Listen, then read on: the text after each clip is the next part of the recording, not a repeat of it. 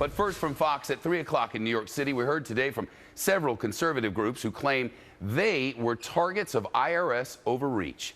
It's the first time we're hearing from victims of the IRS scandal themselves.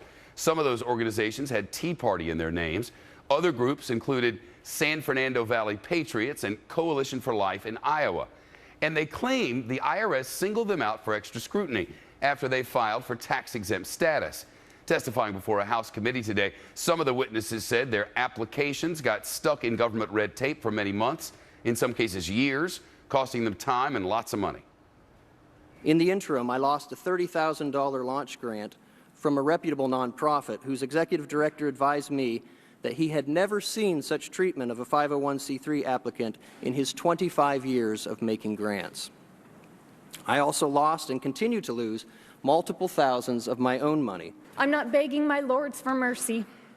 I'm a born-free American woman, wife, mother, and citizen, and I'm telling my government that you've forgotten your place. We did not hear from the IRS during today's hearing. Remember, just yesterday, the agency's new acting head said he'd reached an inescapable conclusion that conservative targeting was inappropriate. Moreover, there was a fundamental failure by IRS management to prevent this inconsistent treatment and ensure that it was halted once management became aware. These failures have undermined the public's trust in the IRS's ability to administer the tax laws in a fair and impartial manner. And they must be corrected. Well, we're also getting new details about just how much taxpayer cash the agency spent on recent conferences and extra perks. Much more on that, I assure you, in just a moment. But first, let's get to Mike Emanuel on Capitol Hill. Not only tears in there today, but lots of anger, it felt like. Well, that's right, Shep. A group that supports traditional marriage talked about its donor information being leaked during the heart of the presidential campaign last year, and that information ending up on the internet, a lot of personal information. Well, the guy from that group sounds furious and says it was quite damaging. We jealously guard our donors, as almost every other nonprofit does, particularly on the issues that we deal with, which are so contentious that our donors, once they are identified, are harassed and intimidated and trying to be chilled away from supporting the cause that we advance. This is unacceptable conduct. And Eastman says felonies were committed. He has not gotten answers, and he says it has scared away donors and potential donors, Shep. And some of these witnesses testified about the questions they said the IRS was asking. That's right. The Treasury Inspector General called them unnecessary questions, and they talked about how they were bogged down in many questions about their donors, about their philosophies, about the nature of the prayers that they were giving. Well, and here's the latest sample question. My personal favorite was question number 33, which in relation to protests asked for a listing of our, quote, committed violations of local ordinances, breaches of public order or arrests, then requested details on how we conduct or promote illegal activities. I think the IRS needs to fix its labeling machine. We're the San Fernando Valley Patriots, not Occupy Oakland. And so in each of these hearings, we've kind of seen a new wrinkle. This puts kind of a human face, if you will, of the organizations that say they were targeted by the IRS, in some cases nearly putting them out of business, if not threatening their existence. Shep. Mike Emanuel on Capitol Hill this afternoon. Well, the IRS shelled out more than $4 million on one conference in 2010, a conference that included luxury hotel rooms and free drinks. Those are just some of the findings in a new report from the Treasury Department's Inspector General. It shows that one official stayed for 5 nights in a room that usually goes for $3,500 a night. The report reveals that the IRS paid a flat daily fee of just $135 per room, but the agency improperly chose some upgrades instead of negotiating a lower rate. And remember, the IRS made a series of videos for that same conference, videos we've come to love and adore, including this dance party, plus scoofs from Gilligan's Island and Star Trek. Price tag? About $60,000.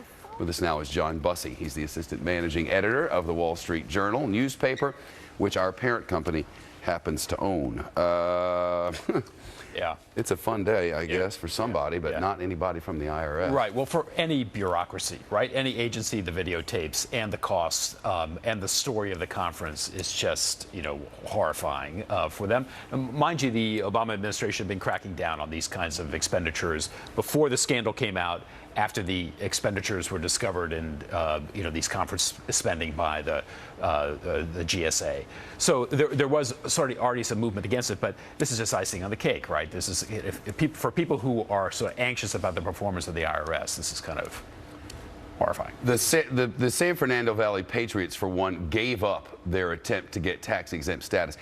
Everybody seems to understand you have to have some scrutiny on groups that get tax-exempt status. If everybody were tax-exempt, that would not work either. Yeah, I but think this was, they've admitted this is over the top. Yeah, I think it's right. Some of the exchange in the testimony you heard in Congress, some kind of challenge being placed that, look, you have to actually prove that you're kind of worthy of tax-exempt status, and that kind of created a lot of back and forth and debate within the committee. At the same time, the human face that, as Mike Emanuel pointed out, that's being put on the controversy now is going to drive this for some time. We are, 17 months or so from the midterm elections. I think politicians now in Washington are looking at that, and they're looking at this controversy having that kind of life. So there's two things to think about. One is what is the reform that's going to happen within the IRS that's going to prevent this from happening in the future. People have to have confidence in the taxing agency of the United States. The other is what is otherwise on the agenda that this is going to knock off between now and the midterms. Well, I think that there's a pattern of that in second term before the midterms over a long period of time. The pattern remains. The details are different. This time it seems to be this. Yeah, and you're already kind of hearing this discussion in Washington. Well, sort of any idea of a grand bargain, any idea of addressing the huge issues that are facing the country, Social Security, Medicare, our debt, are pretty much off the table for this year because of controversies such as this that are going to absorb the political energy in Washington. Imagine what it's like in that White House right now. They're a little bit under siege between this and Benghazi. Their trick for them will be to change the conversation, will be to change the message, to get out ahead of some of the issues such as this in Syria that are dragging down on the president's time. But it looks increasingly more difficult, particularly after testimonies such as what we saw. John Bussey from the Wall Street Journal and WSJ.com. Good to see you. Pleasure. Thank you.